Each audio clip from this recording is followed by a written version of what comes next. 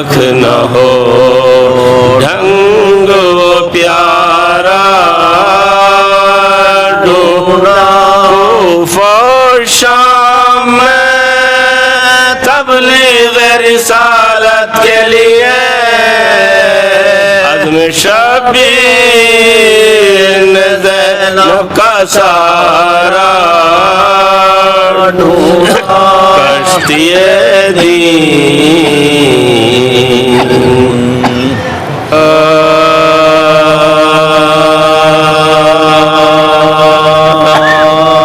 قریب کوفہ جو رانڈوں کا کارواں قریب کوفہ جو رانڈوں کا کارواں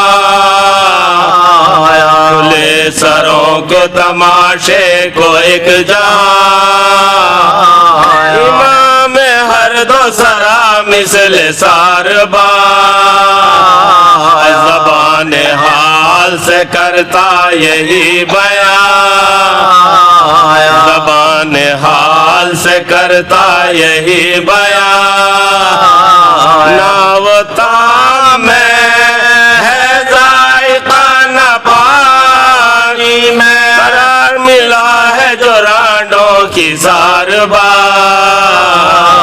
میں قرار ملا ہے جو رانڈوں کی ساربانی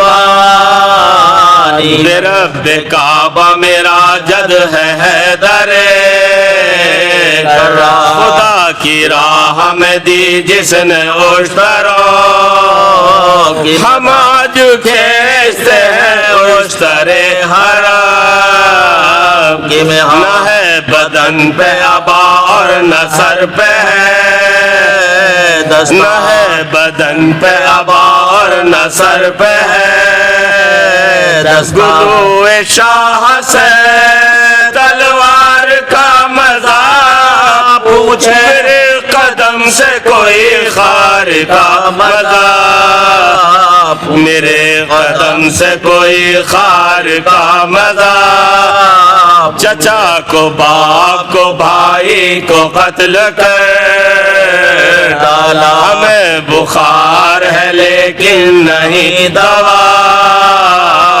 تمام راہ میں فاقے پہ فاقہ ہم نے پریس پہ کہتے ہیں چل جلد جلد ویلا پریس پہ کہتے ہیں چل جلد جلد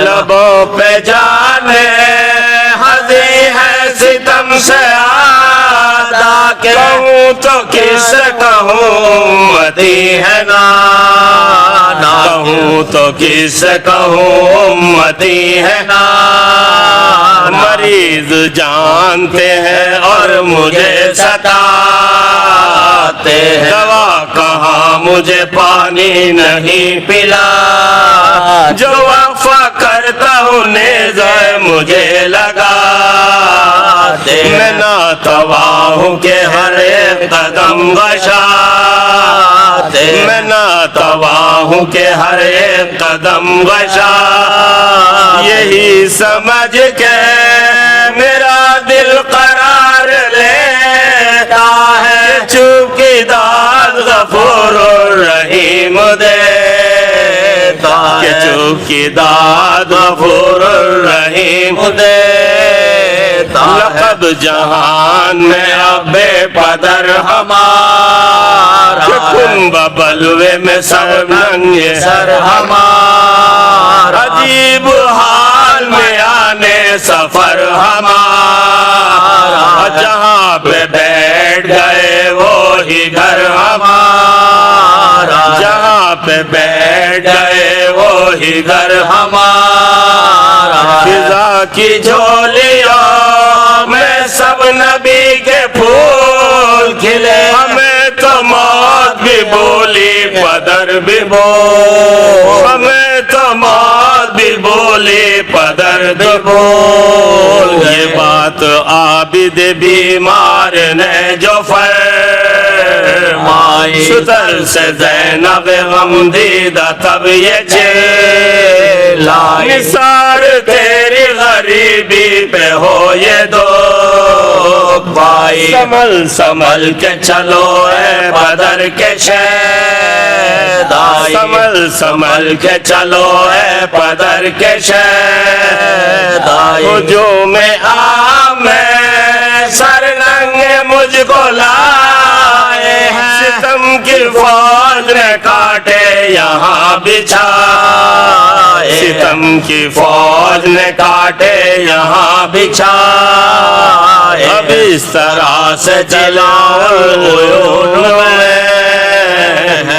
کہ جب قریب در کوفہ آئے لٹک رہی دیوار لاش مسلم نگاہ پڑ گئی زینب کو اس پہ نگاہ پڑ گئی زینب کی اس پہ کہا سکینہ نے رو رو کے جی تڑپتا ہے کہ شہید کا لاشا پھوپھی لٹا یہ کہ شہید کا لاشا پھوپھی لٹا ہمیں بتاؤ کہ پھٹتی ہماری چھات کہ اس شہید سے بوئے قرابت آتی یہ لاش ہم کو غریبی عجب دکھاتی ہے بتاؤ سکینہ کی جان جاتی ہے بتاؤ سکینہ کی جان جاتی قسم خدا کی نہیں دل کو چین ہے زینب یہ بے کسی میں مثال حسین ہے یہ بے کسی میں مثال حسین ہے غریب کوفہ جو لا حول ولا قوة إلا بالله العلي العظيم أعوذ بالله السميع العليم من الشيطان اللعين الرجيم بسم الله الرحمن الرحيم الحمد لله الذي لا يبلغ مدحته القائلون ولا يحصي نعمه العادون ولا يؤدي حقه المجتهدون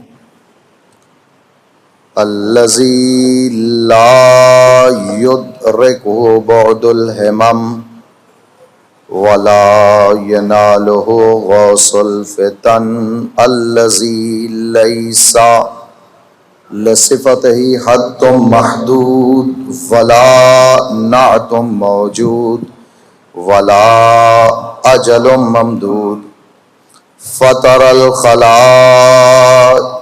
بقدرته ونشر الرياح برحمته ووتد بالصخور ميدان أرضه والصلاة والسلام على سيد الأنام مولانا مولا الثقلين جد الحسن والحسين أبي الزهراء وأبي القاسم محمد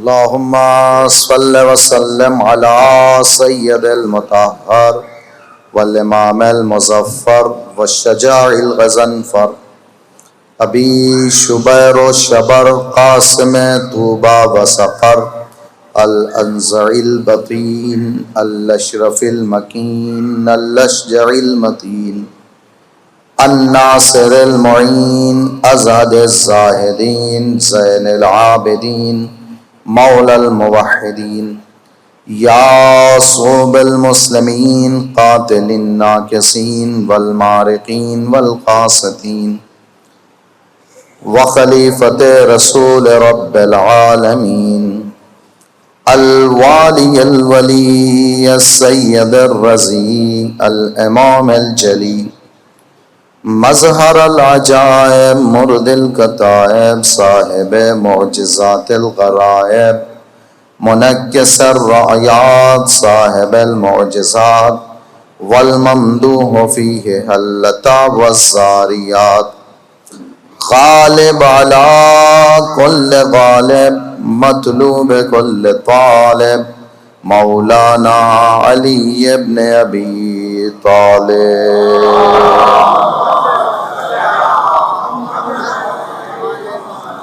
وعلی آلہ واصحابہ واعوانہ وانصارہ ولعنت اللہ علی اعدائہم اجمعین من الآن الى لقاء یوم الدین اما بعد فقد قال اللہ تبارک وتعالی فی کتاب مبین وهو اصدق القائلین وقوله الحق بسم اللہ الرحمن الرحیم انا ہدیناہ السبیل اما شاکرا و اما کفورا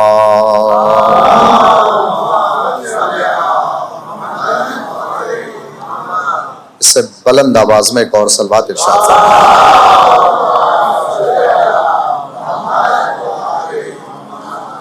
برادران ایمانی، معزز اور مکرم سامعین کرام،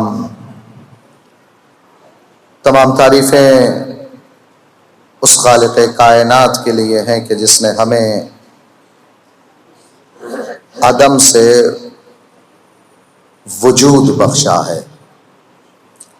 حمد و ستائش کے لائق، تعریف حقیقی کے لائق فقط اس پروردگار عالم کی ذات ہے کہ جس نے کائنات کے ہر ذرے کو وجود عطا کیا ہے۔ اس رب کائنات کی جتنی بھی تعریفیں کی جائیں اور جتنا بھی شکر ادا کیا جائے وہ یقیناً کم ہے۔ جناب موسیٰ علی نبینا خالق کائنات کا شکر ادا کر رہے ہیں، اور شکر ادا کرنے کے بعد پھر شکر کر کے یہ کہتے ہیں کہ میرے اللہ تیرا شکریہ کہ تو نے ہمیں شکریہ کہنے کے لائق بنایا ہے۔ شکر کیا، پھر اس شکر کہنے پر جناب موسیٰ نے خالق کائنات کی بارگاہ میں شکر ادا کیا۔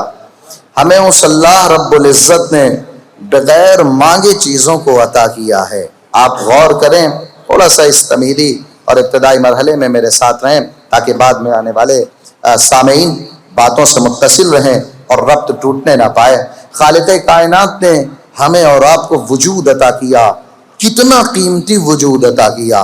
آپ توجہ کریں، ہماری اور آپ کی کوئی حیثیت نہیں، ہماری اور آپ کی کوئی اوقات نہیں، بس اتنی ہی اوقات ہے کہ ان خلقناکم من نطفۃ امشاج، ہم نے تم کو گندے پانی سے پیدا کیا۔ توجہ فرما رہے ہیں، ہم نے تم کو نجس پانی سے پیدا کیا۔ ہم انسانوں کی اوقات بس اتنی ہے، آتے ہیں تو بھی نجس رہتے ہیں، اور جب اس کائنات سے جاتے ہیں تو اتنا نجس ہو جاتے ہیں کہ ہفتے میں ایک بار نہانے والا مرنے کے بعد 3 پانی سے نہاتا ہے۔ توجہ کر رہے کہ نہیں کر رہے؟ آب سدر کا پانی الگ ہے، آب کافور کا پانی الگ ہے، آب خالص کا پانی الگ ہے۔ آیا تھا، غور کریں آپ، آیا تھا تو اسے نجاست کا علم نہیں تھا، اسے طہارت کا پتہ نہیں تھا۔ اس انسان کی غذا کو تو خالق کائنات نے ماں کے ضائع ہونے والے لہو کو بنایا تھا، توجہ کیجئے گا، مگر خالق کائنات نے اس ضائع ہونے والے لہو کو جب اس بچے کے لیے خوراک بنایا تو منہ سے اسے وہ غذا نہیں دی بلکہ ناف کے ذریعے سے اس نے غذا دی۔ ماں کے شکم میں رہ کر کے اس اللہ نے اس انسان کی تربیت کو کرنا شروع کر دیا تھا کہ جو اللہ ماں کے شکم میں رہنے کے بعد، جو اللہ ماں کے شکم میں رکھنے کے باوجود انسان کو حرام غذا نہیں کھلاتا ہے، وہ پیدا کرنے کے بعد حرام کیسے کھلائے گا؟ صلوات پڑھیں بر محمد وآل محمد۔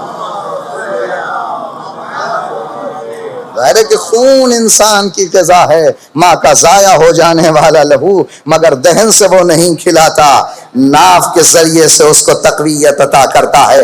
غور کریں کہ اس نے ہمیں آپ کو وجود عطا کیا، بغیر مانگے عطا کیا۔ اس نے ہمیں آنکھیں عطا کی۔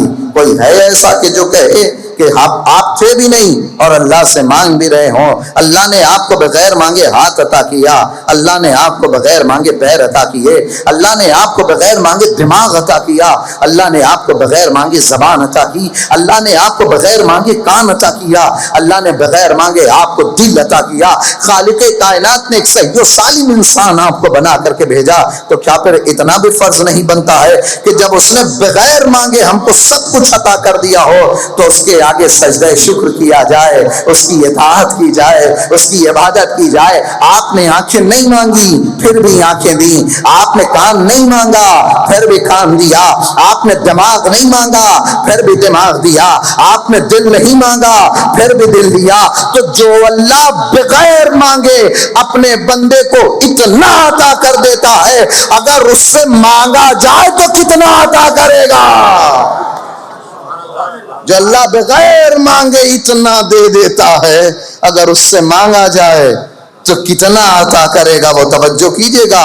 کل کی گفتگو اسی مقام پر آ کر کے رکی تھی کہ شیطان نے اللہ سے مانگا تھا، مرتبط ہوئے آپ۔ کل کی گفتگو اسی مقام پر تھی کہ شیطان نے اللہ سے مانگا تھا۔ ہاں، ہمارے پاس مانگنے کا سلیقہ نہیں ہے، ہمارے پاس مانگنے کا طریقہ نہیں ہے۔ اللہ دینا جانتا ہے، اللہ عطا کرنا جانتا ہے۔ توجہ کیجئے گا، خالق کائنات اپنے بندے کو دینا چاہتا ہے، بندہ مانگ کر کے تو دیکھے، بندہ ہاتھ پھیلا کر کے تو دیکھے۔ یاد رکھنا میرے عزیزوں، اگر اللہ کے سامنے ہاتھ پھیلاؤ گے تو اللہ عزتیں دیتا جائے گا، بندوں کے سامنے ہاتھ پھیلاؤ گے تو بندہ ذلتیں دیتا جائے گا۔ صلوات پڑھے بر محمد وآل محمد۔ اللہ کے سامنے ہاتھ پھیلاؤ گے تو اللہ تمہیں عزت عطا کرے گا، بندوں سے مانگنے جاؤ گے بندہ دے گا بھی، ذلیل بھی کرے گا۔ تو مانگو، ہاتھ پھیلاؤ، اللہ کے آگے پھیلاؤ، لیکن ظاہر ہے کہ وسیلہ کوئی نہ کوئی ضرور بنے گا۔ توجہ کیجئے گا، وسیلہ کوئی نہ کوئی ضرور بنے گا۔ ایسا نہیں ہے کہ آپ اللہ سے مانگیے اور اللہ آپ کی تکیے کے نیچے پیسہ رکھ دے۔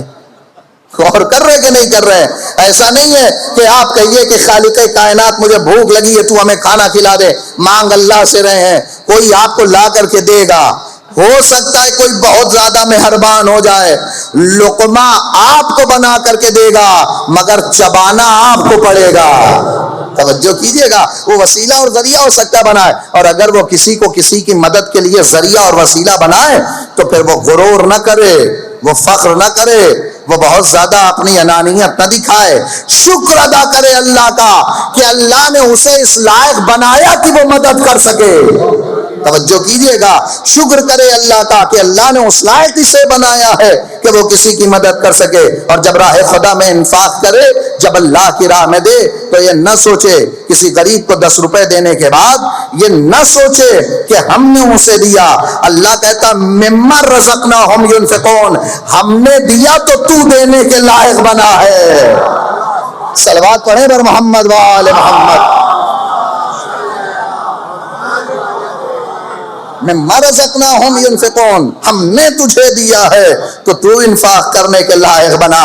توجہ فرمائی آپ نے۔ تو خالق کائنات نے ہم کو یہ ساری چیزیں اس نے بغیر مانگے عطا کی۔ تو جب اس نے بغیر مانگے ہمیں عطا کی ہیں، توجہ کیجئے گا، بغیر مانگے عطا کی ہیں تو پھر اس سے مانگا جائے۔ صرف وجود نہیں عطا کیا بلکہ ہماری دنیا کی جتنی ضرورتیں تھیں اللہ نے ساری ضرورتوں کو اس کائنات میں ہمارے بھیجنے سے پہلے کیا۔ پانی ہماری ضرورت تھا، اللہ نے پانی کا انتظام ہماری خلقت سے پہلے کیا۔ ہوا ہماری ضرورت تھی، ہماری ضرورت کا حصہ ہے، اللہ نے ہمیں بھیجنے سے پہلے ہوا کا انتظام کیا۔ چاند و سورج ہماری ضرورت ہے، اگر یہ نہ ہو، نظام شمسی نہ ہو تو کائنات کا نظام درہم اور ابرہم ہو جائے۔ اللہ نے ہماری خلقت سے پہلے چاند و سورج کو پیدا کیا۔ بہت توجہ کیجئے گا، خالق کائنات نے چوپاؤں کو خلق کیا، حلال جانور جانور ہماری زندگی کی ضرورت ہے، اللہ نے ہماری ضرورت کو پہلے پیدا کیا۔ توجہ کیجئے گا، اللہ نے جس چیز کو لیے ہمارے لیے ضروری سمجھا اس نے ہمارے لیے پہلے پیدا کیا، اور یہی تو بات ہے کہ ضرورتیں رہ جائیں گی، آدمی چلا جائے گا۔ توجہ کیجئے گا، میں اب مرتبط ہونا چاہتا ہوں اپنی بات سے۔ پانی ہماری ضرورت ہے، پانی ہم سے پہلے بھی تھا، پانی ہمارے بعد بھی رہے گا۔ ہوا ہماری ضرورت ہے، ہوا ہم سے پہلے بھی تھی، ہوا ہمارے بعد بھی رہے گی۔ یہ حلال جانور، یہ غذا ہماری ضرورت ہے، یہ ہم سے پہلے بھی رہیں گی، ہمارے بعد بھی رہیں گی۔ چاند و سورج ہماری ضرورت ہے، ہم سے پہلے بھی رہیں گے، ہمارے بعد بھی رہیں گے۔ توجہ کیجئے گا، آسمانوں کا ہونا ہماری ضرورت ہے، آسمان سے برستا پانی ہماری ضرورت ہے، زمین سے اگتے اناج ہماری ضرورت ہے۔ تو اللہ کا قانون یہ ہے کہ جو ضرورت ہوگی انسان کی، وہ انسان سے پہلے بھی، انسان کے بعد بھی، ان تمام ضرورتوں میں جو سب سے اہم ضرورت ہے، اس ضرورت کا نام ہدایت ہے۔ اور کیجئے گا، اس ضرورت کا نام ہدایت ہے۔ ہادی ہم سے پہلے بھی ہوگا، ہادی ہمارے بعد بھی ہوگا، رہنما ہم سے پہلے بھی ہوگا، رہنما ہمارے بعد بھی ہوگا۔ جب ساری دنیا فنا ہو جائے گی، جب ساری دنیا پانی پانی ہو جائے گی، جب قیامت آ جائے گی، تب بھی کوئی ایک رہنما ایسا ہوگا، تب بھی کوئی ایک لیڈر ایسا ہوگا، تب بھی کوئی ایک ہادی ایسا ہوگا کہ جو خانہ کعبہ سے ٹیک لگا کر کے، علم عباس کو اٹھا کر کے، ذوالفقار حیدری لے کر کے حسینیت زندہ باد کا نعرہ لگائے گا، یزیدیت مرد آباد کا نعرہ۔ ہادی تب بھی ہوگا، جزاک اللہ، ہادی تب بھی ہوگا، ہادی اب بھی ہے۔ توجہ کیجئے گا، ہماری زندگی سے پہلے بھی ہادی، ہماری زندگی کے بعد بھی ہادی۔ آواز دے کر کے کہتا ہے گھبراؤ نہیں، ہم تمہیں یوں ہی نہیں چھوڑ دیں گے۔ انا ہدیناہ السبیل، ہم نے تمہارے لیے ہدایت کے راستے بنائے ہیں، ہم نے تمہارے لیے ہدایت کے راستے بنائے ہیں۔ صلوات پڑھیں بر محمد عالم۔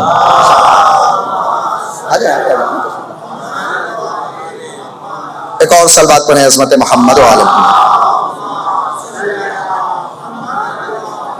صلوات باواز بلند بھیجا کریں، اس لیے کہ صلوات نفاق کو دور کرتا ہے۔ مل کر کے باواز بلند صلوات پڑھیں اور فرمائیے گا عزیزوں۔ تو خالق کائنات نے ہمارے لیے ہدایت کا انتظام کیا۔ انا ہدیناہ السبیل، ہم نے تمہارے لیے ہدایت کے راستے، ہدایت کے راستے ہم نے تمہارے لیے دے دیے۔ اب پھر کہتا ہے جب ہدایت کی سبیل ہم نے تمہارے لیے مہیا کر دی، تو پھر اختیار اب تم کو میں نے دے دیا، اما شاکر، چاہے شکر ہمارا کرو، اما کفورا، چاہے تم ہمارے لیے کفران نعمت کرو۔ ہم نے تم کو یہ کتنا پاور دے رہا ہے اللہ۔ اگر آپ کسی کو نوکری پر رکھیں تو اس سے یہ چاہتے ہیں کہ کام پورا کرائیں۔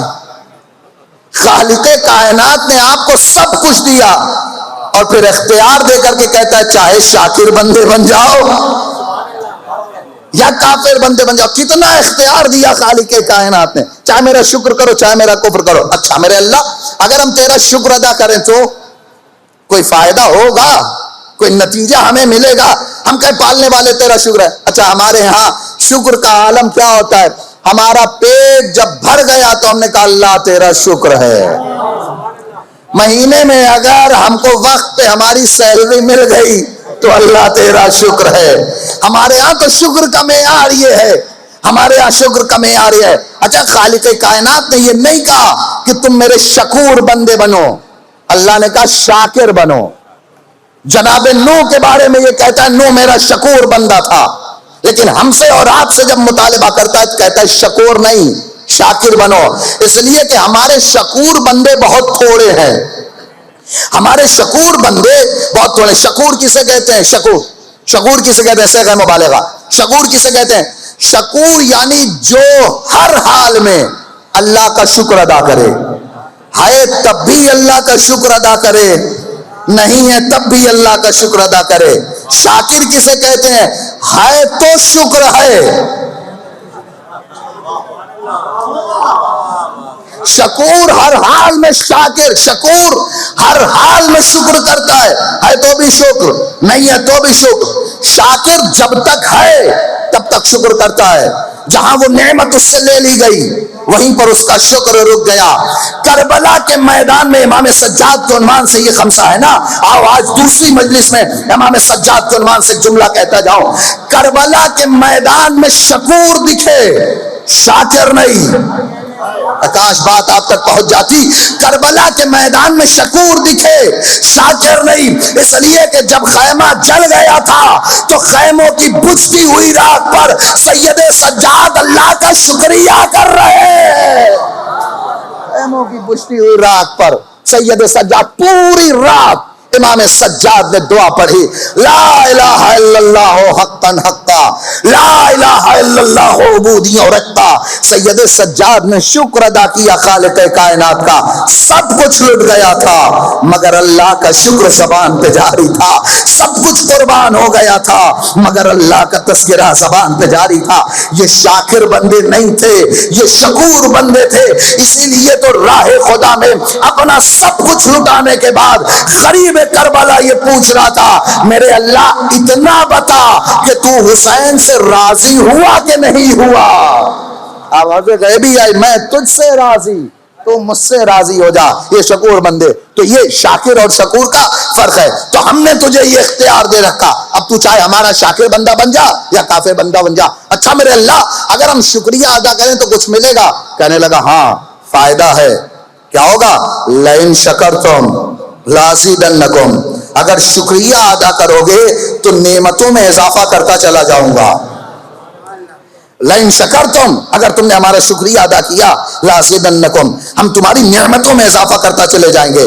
ولئن کفرتم ان لعذابی شدید، اور ہاں اگر تو نے ہماری نعمتوں کا کفر کیا تو یاد رکھ میرا عذاب بڑا دردناک عذاب ہے۔ کیا کہتا ہے؟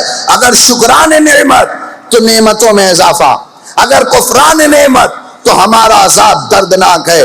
قرآن کی لطافت اور خدا کے کرم کو محسوس کرو آج کی اس مجلس میں کہ کتنا کریم ہے ہمارا اور آپ کا اللہ۔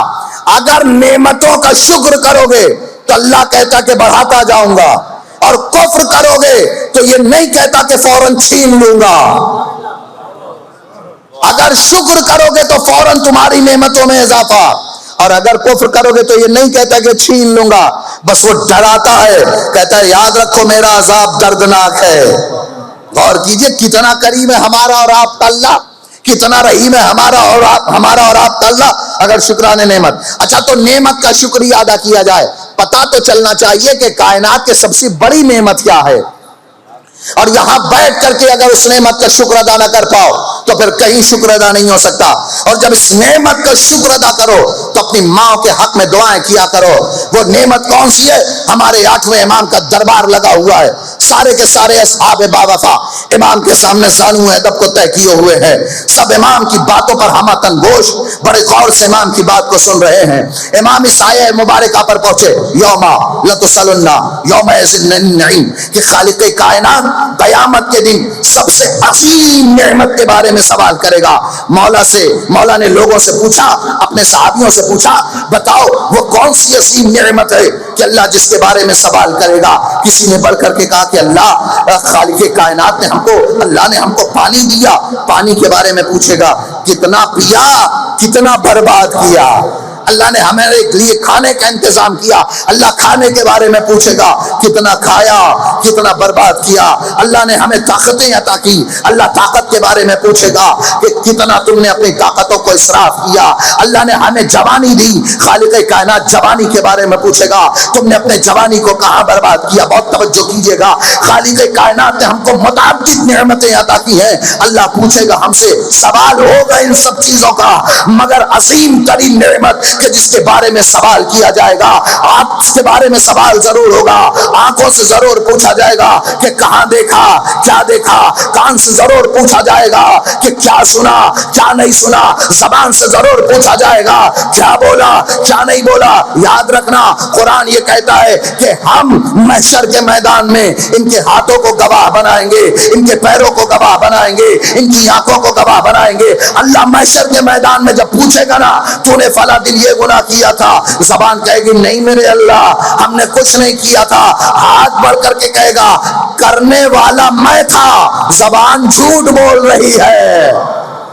ہاتھ گواہی دے گا آپ کے خلاف، پیر گواہی دے گا آپ کے خلاف، زبان تو جھوٹ کی عادی ہے نا، مگر عدالت خداوند متعال میں کوئی جھوٹ نہیں چلے گا، کوئی فریب نہیں چلے گا، کوئی دھوکہ دڑی نہیں چلے گی۔ ہاتھ نے گناہ کیا، ہاتھ خلاف، پیر نے گناہ کیا، پیر خلاف، آنکھ نے گناہ کیا، آنکھ خلاف، کان نے گناہ کیا، کان خلاف۔ میرے مولا کا دربار لگا ہوا تھا، 8ویں امام نے پوچھا یوم لتسألن یومئذ عن النعیم، اللہ کس نعمت کے بارے میں سوال کرے گا؟ اپنے اپنے اعتبار سے سب نے جواب دیا، کسی نے کہا کھانے کے بارے میں، کسی نے کہا پانی کے بارے میں، کسی نے کہا کھانے کے بارے میں، کسی نے کہا ہوا کے بارے میں، کسی نے کہا سورج کے بارے میں، اپنے اپنے اعتبار سے جواب دیا۔ میرے مولا نے فرمایا جب ماحول ایسا ہوگا یوم یفر المرء من امہ واخیہ وصاحبتہ وبنیہ، جب بھائی بھائی سے بھاگ رہا ہوگا، بیٹا باپ سے بھاگ رہا ہوگا، ماں بیٹے سے دامن چھڑا رہی ہوگی، رشتہ دار رشتہ دار کو نہ پہچان رہا ہوگا، دوست دوست کو نہ پہچان رہا ہوگا۔ ایسے عالم میں خالق کائنات اپنے بندوں کو محشر کے میدان میں کھڑا کر کے بس یہ پوچھے گا کیا کھایا، کیا پیا؟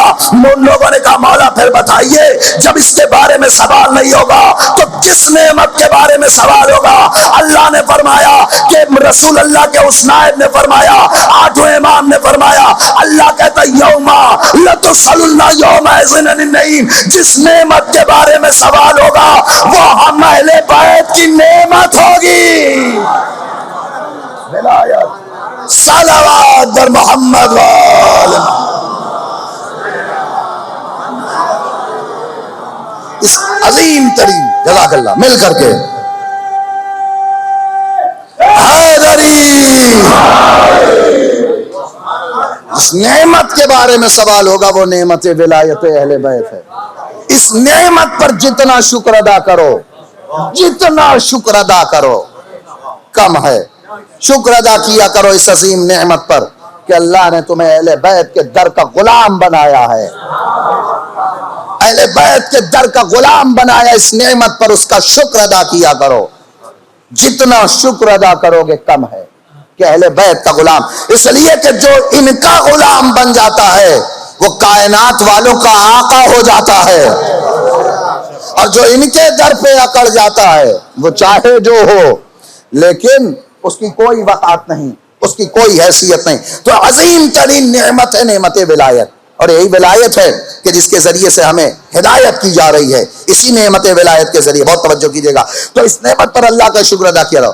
وَلَئِن كَفَرْتُمْ إِنَّ الْعَذَابِ شَدِيدٌ، ہاں یاد رکھنا یہ سب سے عظیم نعمت ہے۔ سب سے ہمارے یہاں بڑا عجیب مزاج بنا دیا گیا ہے، ممبر کا سننے والوں کو 2 حصوں میں بانٹ دیا گیا ہے۔ ایک مجمع بنا دیا گیا یہ خالی فضائل سنتا ہے، ایک مجمع بنا دیا گیا یہ خالی تبلیغ سنتا ہے۔ اگر فضائل والے کے ہاں تبلیغ پڑھ دو تو وہ منہ بناتا ہے، اور تبلیغ والے کے ہاں فضائل پڑھ دو تو وہ منہ بناتا ہے۔ اور کر رہے ہیں، ارے ممبر سے اگر فضائل نہ پڑھے جائیں تو کہاں سے پڑھے جائیں؟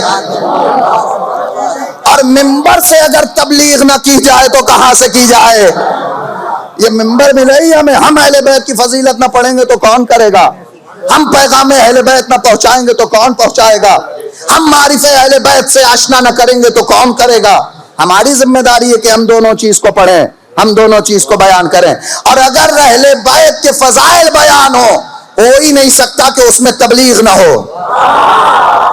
یہ تو ہماری اور آپ کی خام خیالی ہے صاحب کہ فضائل، کسی نے مثال کے طور پر اچھا بڑا کم ہوتا ہے، ماحول اتنا خراب کر دیا گیا ہے، بہت کم ہوتا ہے کہ اب خیبر و خندق کہیں سنائی دے، بہت کم ہوتا ہے، آنے والی نسلوں کو تو پتہ ہی نہیں چلے گا۔ اس لیے کہ ہمارے یہاں اتنا پریشر اس کا ڈالا گیا ہے کہ صاحب اب اس کو کوئی پڑھنے، کس نے کہا خیبر میں تبلیغ نہیں ہے؟ امام علی نے خیبر کا دروازہ اکھاڑا اور اکھاڑ کر کے کہا میرے اللہ اگر یہ طاقت تو نے نہ دی ہوتی تو علی خیبر اکھاڑ ہی نہ پاتا. اور کر رہے کس نے کہا کہ خندق میں تبلیغ نہیں ہے؟ اس نے کہا کہ عمرو بن عبد العزیز نے کہا انا الذی سمتنی امی مرحبا، میں وہ ہوں کہ جس کی ماں نے میرا نام مرحب رکھا. علی مرتضیٰ نے آ کر کے کہا میں وہ ہوں کہ جس کی ماں نے میرا نام حیدر رکھا. اس کا مطلب یہ تبلیغ یہاں پر بھی ہو رہی ہے. یہ مرحب اور حیدر کے درمیان جنگ نہیں ہے، یہ دو ماں کے کردار کے درمیان جنگ ہے. ارے کون کہتا ہے تبلیغ نہیں ہے فضائل میں؟ کس نے کہا فضائل ہے؟ اس سے بڑا جملہ اور کچھ ہو سکتا ہے، ماؤں کا کردار. غور فرمائیے آپ. تو ہمارے ماحول ایسا بنایا گیا، مزاج ایسا بنایا گیا، لوگوں کے ذہن کو بانٹ دیا گیا ہے. توجہ کیجیے گا، توجہ کیجیے گا، بات کہاں سے کہاں چلی جا رہی ہے. تو ان لکفرتم لعذاب شدید، اگر تم نے کفر کیا تو ہمارا عذاب بڑا دردناک عذاب ہے، بڑا دردناک عذاب ہے. توجہ کیجیے گا.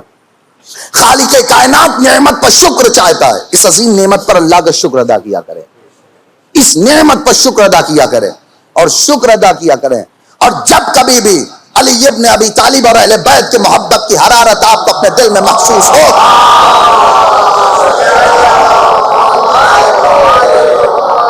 تو اپنی ماں کے حق میں دعا کیا کرو.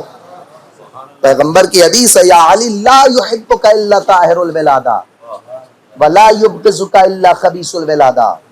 علی تجھ سے بحث اس کی نہیں پہلا کہ چوتھا، علی وہی تجھ سے محبت کرے گا کہ جس کی ولادت طیب و طاہر ہو. علی تجھ سے بغض وہی کرے گا کہ جس کی ولادت میں کہیں نقص اور کمی ہو. تو شکر ادا کیا کرو، ماں کو سلام کیا کرو اپنی جا کر کے، اور دعائیں کیا کرو ماں اس عظیم ترین نعمت پر، نعمت ولایت پر. کسی کے جھانسے میں نہ آنا، کسی کے بہکاوے میں نہ آنا. ہاں کوئی اگر حد سے زیادہ بڑھا لے جائے تو اس کو بھی جا کر کے روکو، اور اگر کوئی لے جا کر کے گھٹا دے اس کو بھی روکو. یہ ذمہ داری ہماری اور آپ کی ہے. کوئی حد سے زیادہ بڑھا ہے اس کا بھی گریبان پکڑو. علی بندہ ہے، بندہ رہنے دو. علی بندہ ہے، بندہ رہنے دو. اس لیے کہ خدا کی شان یہ نہیں ہوتی کہ وہ کسی گھر میں آئے. ہاں اتنا ضرور ہو سکتا ہے کہ اللہ اگر اپنے گھر میں نہیں آ سکتا تو اپنے گھر میں کسی ایسے کو بھیجے گا جو مظہر صفات کردگار ہوگا.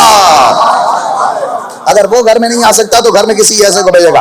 علی بندہ ہے، بندہ رہنے دو. علی کو خدا نہ بناؤ، یہ علی کی شان میں گستاخی ہے، یہ علی کی شان میں اہانت ہے، یہ علی کی شان میں توہین ہے. یہ فضائل نہیں ہے میرے مولا کے، یہ گستاخی ہے. ارے جب بندہ ہو کر کے اتنی طاقت ہے کہ ڈوبتا سورج پلٹا دے، ٹھوکر مارے مردہ زندہ ہو جائے، تکبیر کہے تو مردہ زندہ مردہ ہو جائے، جب وہ چاہے جو کر دے، ایک وقت میں 40 جگہ پر موجود رہے. جب بندے کا اتنا کمال ہے تو پھر خدا کا کتنا کمال ہوگا. خدا کا کمال یہ ہے کہ وہ سورج بناتا ہے، علی کا کمال یہ ہے وہ سورج پلٹاتا ہے. صلوات پڑھے بر محمد وآل محمد. علی بندہ ہے، بندہ رہنے دو. ہاں اور دوسری جانب بندہ ضرور ہے مگر ہم جیسا نہیں ہے. بندہ ضرور ہے مگر ہم جیسا نہیں ہے. جو یہاں تک پہنچے اس کا بھی گریبان پکڑو، جو حد سے زیادہ بڑھا ہے اس کا بھی گریبان پکڑو. اس لیے کہ میرا مولا یہ فرماتا ہے کہ مجھے فخر ہے کہ میں تیرا بندہ ہوں، مجھے ناز ہے کہ تو میرا رب ہے. فخر ہے. توجہ فرمائی آپ نے. تو دونوں چیزیں ہماری اور آپ کی ذمہ داری ہیں. تو اس عظیم نعمت پر کیا کرنا ہے؟ ہمیں شکر ادا کرنا ہے. نعمت ولایت اہل بیت پر ہمیں کیا کرنا ہے؟ شکر ادا کرنا ہے. اس لیے کہ یہ ہماری ہدایت کا ذریعہ. توجہ کیجیے گا. عظیم ترین نعمت کہ جو خالق کائنات نے ہمیں اور آپ کو عطا کی ہے. بہت توجہ ہے میرے عزیزو. تو یہ اللہ نے ہمارے لیے اور آپ کے لیے کیا کیا؟ ہدایت کا بندوبست کیا. کیا بھیجا اس نے؟ قرآن ہدایت کے واسطے، دین ہدایت کے واسطے، نبی ہدایت کے واسطے. اس نے کتابیں کتنی بھیجی ہیں؟ 4. توریت، زبور، انجیل، قرآن. آج آپ کے پاس کس نمبر کی کتاب ہے؟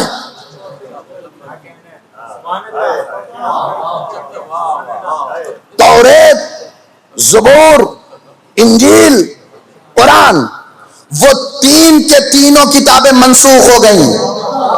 میں اپنے لفظوں کا ذمہ دار ہوں، آپ کے سمجھنے کا نہیں ہوں.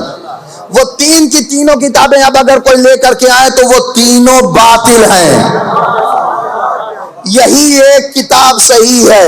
توجہ کیجئے گا، پتہ نہیں پہنچے کہ نہیں پہنچے آپ. وہ تینوں باطل ہیں.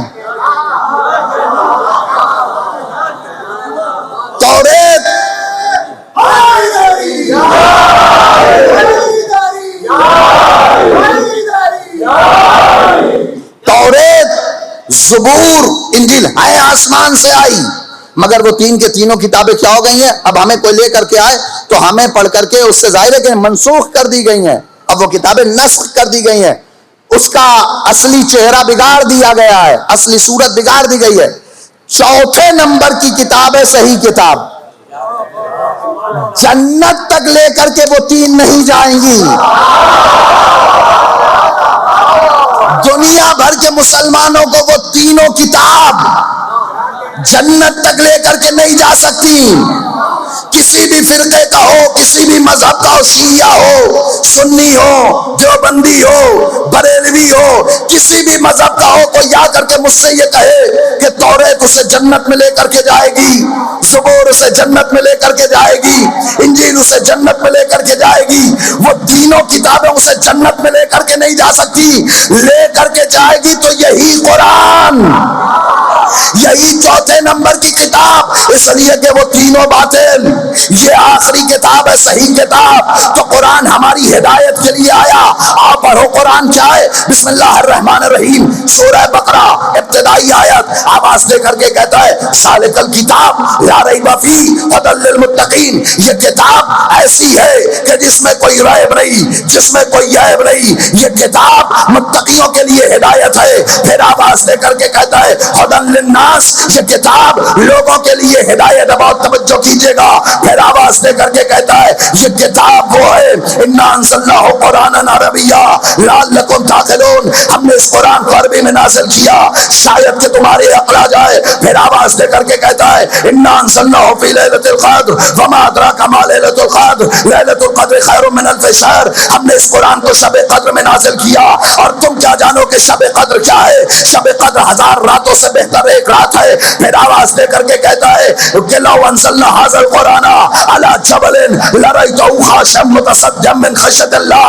اگر اس قرآن کو میں پہاڑ کی بلندی پر نازل کر دیتا تو پہاڑ چور چور ہو جاتا، پہاڑ ٹکڑے ٹکڑے ہو جاتا، پہاڑ قرآن کا تاب نہ لا سکتا.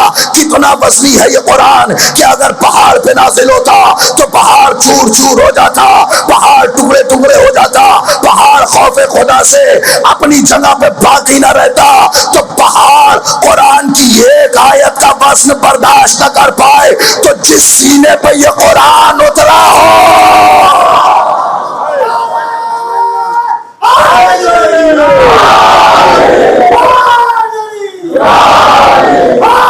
علامت رہیں. تو جس سینے پہ یہ قرآن اترا ہو وہ تم جیسا کیسے ہو جائے گا؟ اور فرمائیے گا لو انزلنا ھذا القرآن علی جبل لرأیتہ خاشعا متصدعا من خشیۃ اللہ. اگر اس قرآن کو پہاڑ پہ نازل کرتا تو پہاڑ ٹکڑے ٹکڑے ہو جاتا، پہاڑ ٹکڑے ٹکڑے ہو جاتا. یہ قرآن کا دعویٰ ہے، دلیل نہیں. لو اگر انزلنا نازل کرتا علی جبل پہاڑ پر لرأیتہ ضرور تم یہ دیکھتے کہ وہ پہاڑ ہو گیا ہے ٹکڑے ٹکڑے من خشیۃ اللہ. خوف خدا سے یہ ہے دعویٰ. دلیل تو بھی کئی ہونی چاہیے نا. پہاڑ سے زیادہ مضبوط ہے خانہ کعبہ، پہاڑ سے زیادہ مضبوط ہے خانہ کعبہ. اگر قرآن صامت دعویٰ ہے قرآن کا، اگر پہاڑ پہ آتا تو ٹکڑے ٹکڑے ہو جاتا. پہاڑ سے زیادہ مضبوط ہے خانہ کعبہ. ایک قرآن ناطق کعبے کے اندر آیا تھا.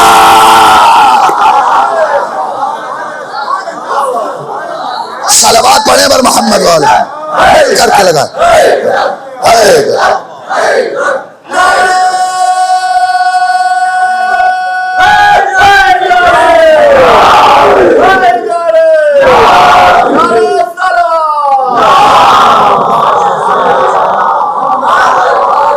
یہ قرآن ہے، کوئی معمولی کتاب نہیں ہے، عظیم ترین کتاب یہ قرآن ہے۔ کلمہ بہ الموتیٰ، اس سے مردوں سے گفتگو کی جاتی ہے۔ قرآن کی آیتیں پڑھو تو مردوں سے باتیں ہو سکتی ہے۔ قطعت بالارض، اس سے زمین کی مسافتوں کو طے کیا جا سکتا ہے۔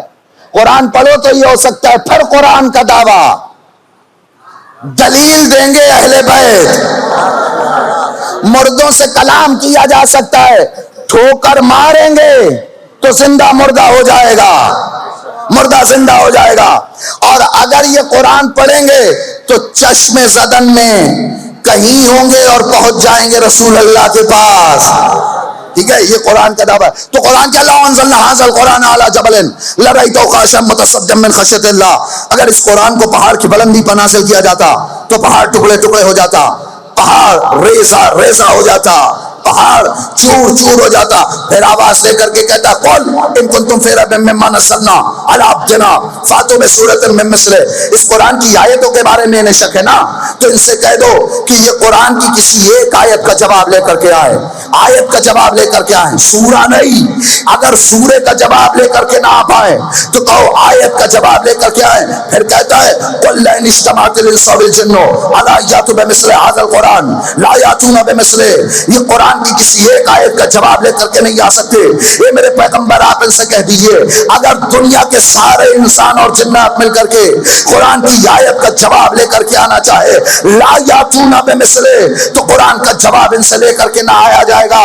نہ قرآن کا جواب آ پائے گا، نہ وارث قرآن کا جواب آ پائے گا، نہ قرآن کا جواب۔ یہ میرے پیغمبر ان سے کہہ دو یہ قرآن کا جواب لے کر کے آئے۔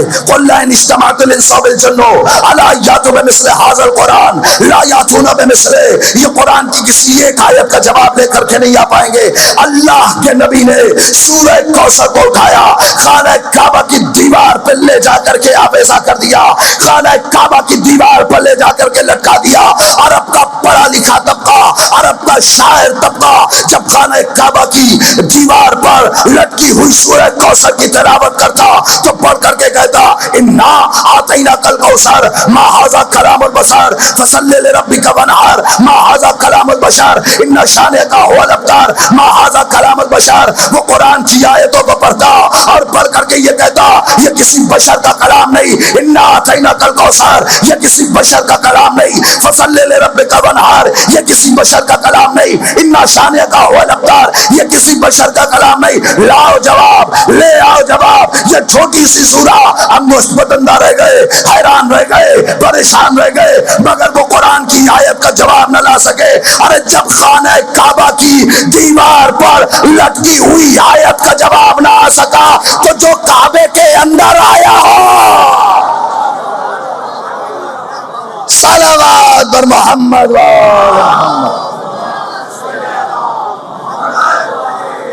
سارے مل کر کے صلوات پڑھیں عظمت اہل بیت۔ تو یہ قرآن کس لیے آیا؟ ھدی للمتقین، متقیوں کی ہدایت کے لیے۔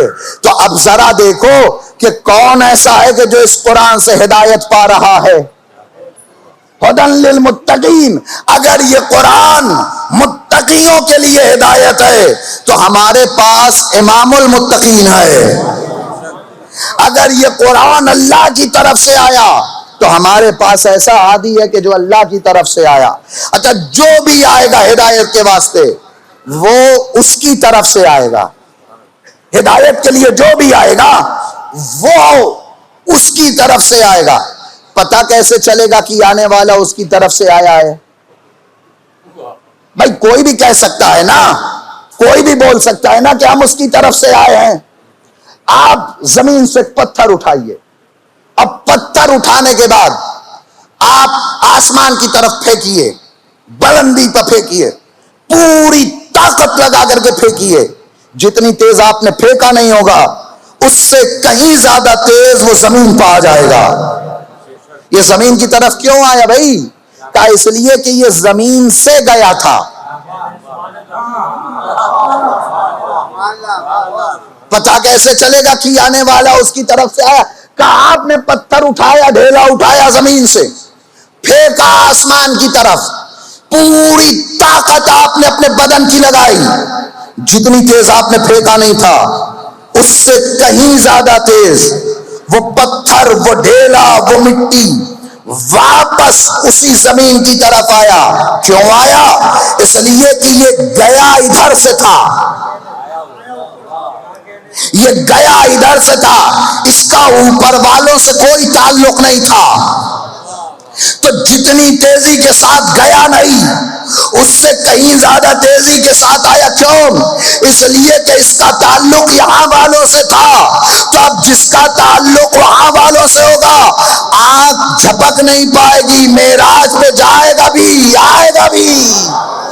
सलवात पढ़े पर मोहम्मद वाले मोहम्मद।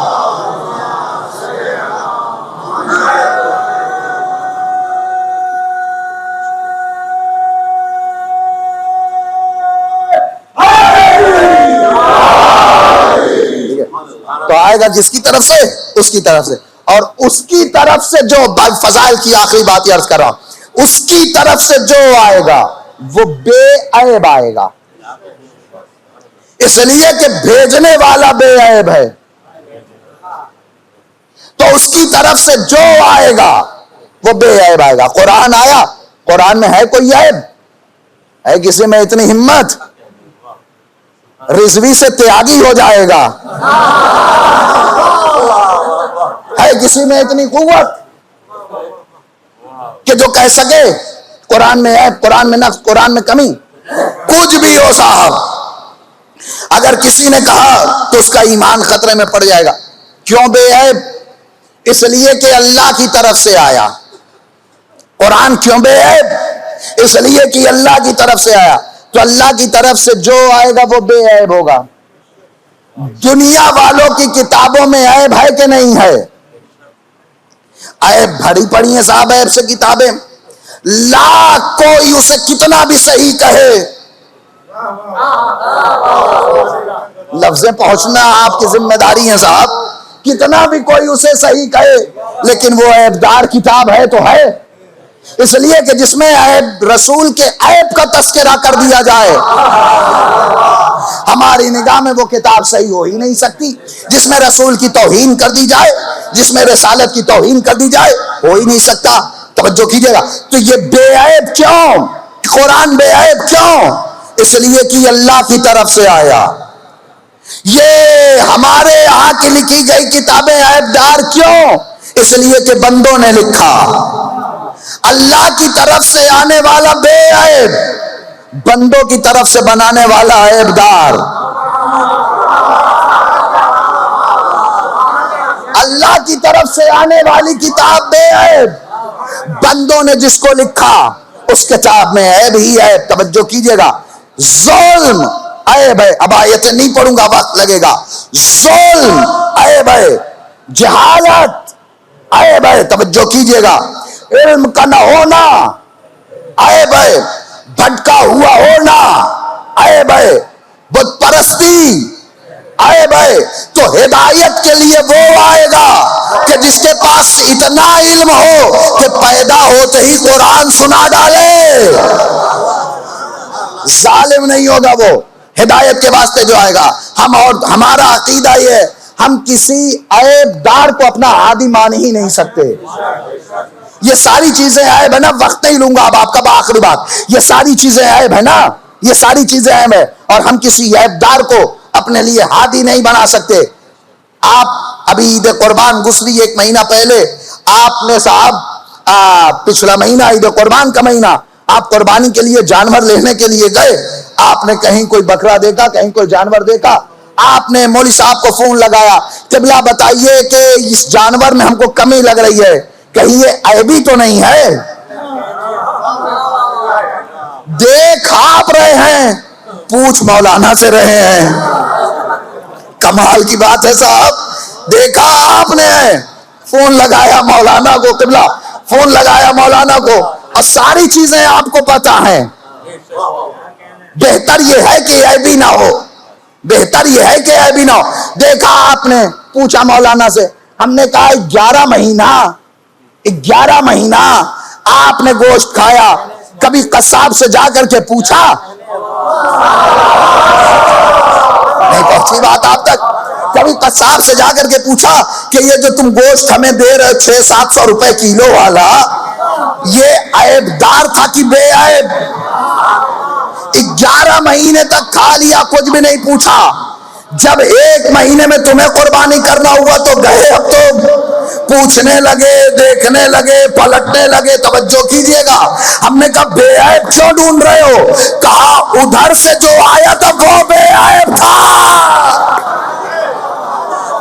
ہم نے کہا بے عیب تم نے کیوں ڈھونڈا؟ کہا ادھر سے جو ابراہیم اسماعیل کو بچانے کے لیے آیا تھا وہ تھا بے عیب. ارے جو قوم قربانی کے لیے بے عیب جانور قبول نہ کرے، وہ ہدایت کے لیے عیبدار ہادی کیسے مانے؟ صلوات پڑھیں بر محمد وآل محمد. ہم تو بے عیب جانتے ہیں. قربانی کے واسطے بے عیب جانور ادھر سے آیا تھا، بے عیب. اور پھر اس کے بعد ہم نے بے عیب جانور تلاش کرنا شروع کر دیا کہ جس کے اندر کوئی عیب نہ ہو. مگر اس قربانی کو فدیناہ بذبح عظیم، ہم نے ذبح عظیم میں بدل دیا. ذبح عظیم کا فدیہ، وہ ذبح عظیم کیا ہے؟ وہ ذبح عظیم شہادت حضرت ابا عبداللہ الحسین علیہ السلام، مولا کی شہادت. ابراہیم جب اپنے بیٹے اسماعیل کے گردن پر چھری چلانے لگے، آنکھوں پر پٹیاں باندھ لی تھیں، لیکن حسین نے جب اپنے جوان بیٹے کے سینے سے نیزے کی انی کو نکالا، جد ابراہیم دیکھیے حسین کی آنکھوں پر کوئی پٹی نہیں ہے، اور جوان بیٹے کے سینے سے نیزے کی انی کو نکالا. اللہ اکبر. اے رونے والوں، کتنا درد ہے نا نام حسین میں. میں آپ کو محسوس کراؤں. ابھی بہت زیادہ نہیں، شاید 1-1.5 منٹ پہلے آپ کے چہرے پہ مسکراہٹ تھی، لیکن جیسے ہی حسین کا نام آیا آپ کی آنکھوں میں آنسو آ گئے. آپ کے چہرے کا رنگ بدل گیا صرف نام حسین سن کر کے. تو جس بہن نے حسین کا کٹتا ہوا گلا دیکھا،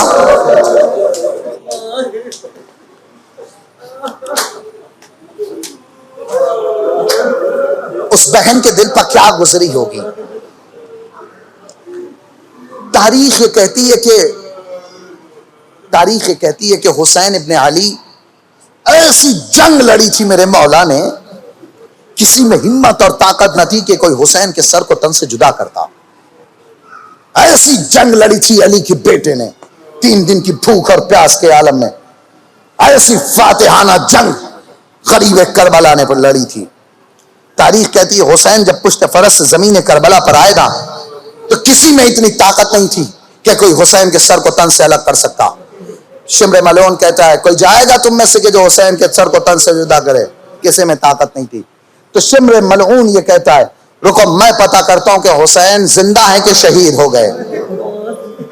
کہا کیسے پتہ کرے گا؟ اس نے اپنے گھوڑے کو ایڑ لگائی، گھوڑا حسین کے جسد اطہر کے قریب آیا، شمر نے اسے وہیں پر روکا اور جہاں سے حسین کے کانوں تک آواز جا سکتی تھی وہیں پر کھڑا ہوا اور اپنی فوجیوں کو خطاب کر کے کہتا ہے حسین کے خیمے میں آگ لگا دو.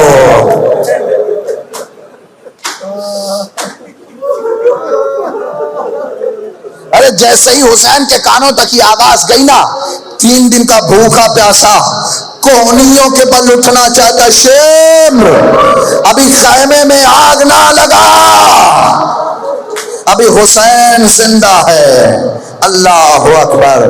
تاریخ کہتی ہے حسین کے سر و تن میں جدائی ہوئی. لو منادی نے ندا دی الا قد قتل الحسین بکربلا، الا قد ذبح الحسین بکربلا. فرات کا پانی نیزو اچھلا، آسمان سے خون کی بارش ہوئی، عزاداروں سے آندیاں چلنے لگی. اس کے بعد اب ایک شام آئی جسے شام غریبہ کہتے ہیں، یتیموں کی شام، اسیروں کی شام، بیواؤں کی شام، قیدیوں کی شام. جب شام غریبہ آئی نا تو بیویوں کے سروں سے رداؤں کو چھینا جا رہا تھا. تاریخ کہتی، علماء نے لکھا کہ تمام بیویوں کے سر سے ردا اتاری جا چکی تھی. ایک بیوی تھی کہ جو ابھی بھی ردا میں تھی، جس بیوی کے سر پہ ابھی بھی چادر تھی. ایک ملعون بیوی کے قریب آیا، اس نے ناپاک ہاتھ بڑھایا، چاہتا ہے کہ ردا کو چھینے، مگر زینب اولیاء مقام نے ردا کو اتنی مضبوطی سے پکڑا کہ اس سے چھینا نہ گیا. تاریخ کہتی جب ردا نہ اتری نا، اس نے نیزہ اٹھایا، نیزے کی عنی کو سر پہ مارا. ارے عنی کا لگنا تھا، زینب کی ہاتھوں سے ردا چھوٹی. فرات کا رخ کر کے کہتی ہے عباس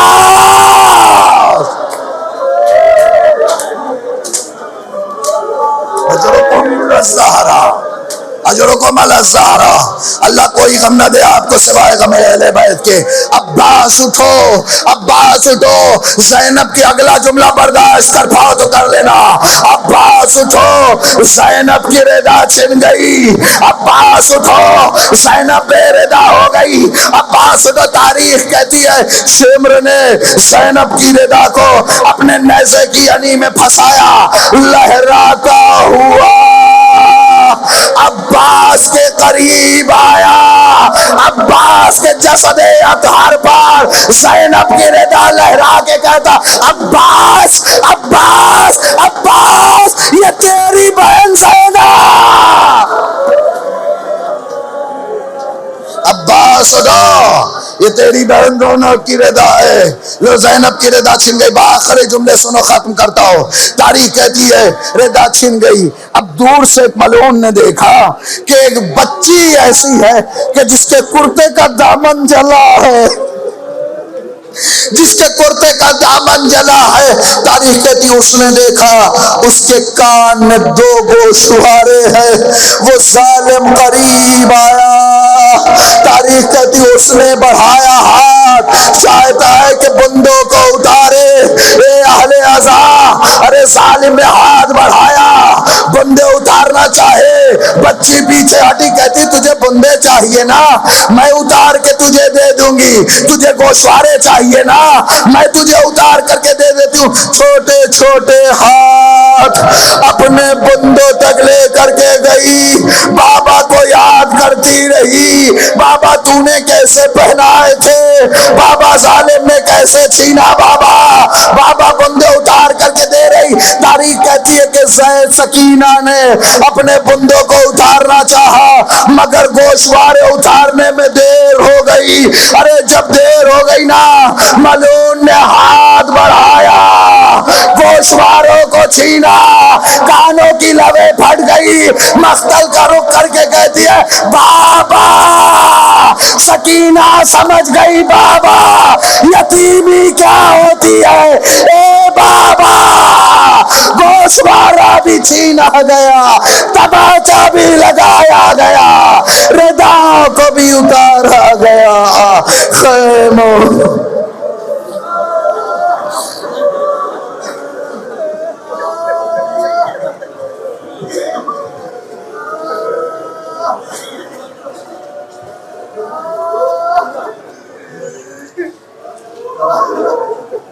اللہ لعنت اللہ علی القوم الظالمین. سيعلم الذين ظلموا أي منقلب ينقلبون. إن لله وإنا إليه راجعون. اللهم لعن ولا ظالم ظلم حق محمد وآل محمد وآخر طابع له ولا ذلك اللهم لعن العصابة التي جاهدت الحسين وشايعت وبايعت وتابعت لا قتله اللهم لعنهم جميعا اللهم صل على محمد وآل محمد پالنے والے بحق محمد وآل محمد ہماری سزاداری کو اپنی بارگاہ میں شرف قبولیت عطا فرما پالنے والے بحق محمد وآل محمد سزاداری میں ماتمداری میں مجلسوں میں اے میرے اللہ ہم سے اگر کوئی کمی ہو جائے کوئی خطا ہو جائے پالنے والے تو غفور رحیم ہے ان خطاؤں سے درگزر فرما اے میرے اللہ ہم سب کو اس سے بہتر طریقے سے عزاداری امام حسین علیہ السلام کرنے کی توفیق مرحمت فرما اے میرے اللہ بحق محمد وآل محمد اس سے بہتر انداز میں ذکر اہل بیت علیہ السلام کرنے کی مجھے اور آپ مومنین کو ذکر اہل بیت علیہ السلام کرنے اور سننے کی توفیق عطا فرما پالنے والے بحق محمد وآل محمد ان مجلس اعظم جن مومنین کی جو حاجات ہیں میرے اللہ ان تمام حاجتوں کو باب الحوائج حضرت ابوالفضل العباس کے صدقے میں پورا فرما پالنے والے نوجوانوں کے لیے اسباب رزق و روزی فراہم فرما اے میرے اللہ جو برسر روزگار ہیں ان کے رزق و روزی میں وسعت و برکت عطا فرما پالنے والے جو بیمار ہیں مولا سجاد کے صدقے میں انہیں شفاء کاملہ و عاجلہ عطا فرما پالنے والے جو بے اولاد ہیں انہیں اولاد صالح و نرینہ عطا فرما پالنے والے بحق محمد وآل محمد عتبات عالیات مزارات مقدسات کی حفاظت فرما اے میرے اللہ بحق محمد وآل محمد علماء اعلام آیات اعظام کا سایہ تادیر ہمارے سروں پر قائم و دائم فرما پالنے والے بحق محمد وآل محمد امام کے ظہور میں تعجیل فرما اور ہمارے اعمال ایسے بنا کہ ہم بھی مولا کے اعوان و انصار میں شمار ہو سکیں ربنا تقبل منا انکا انت السمیع العلیم ماتم حسین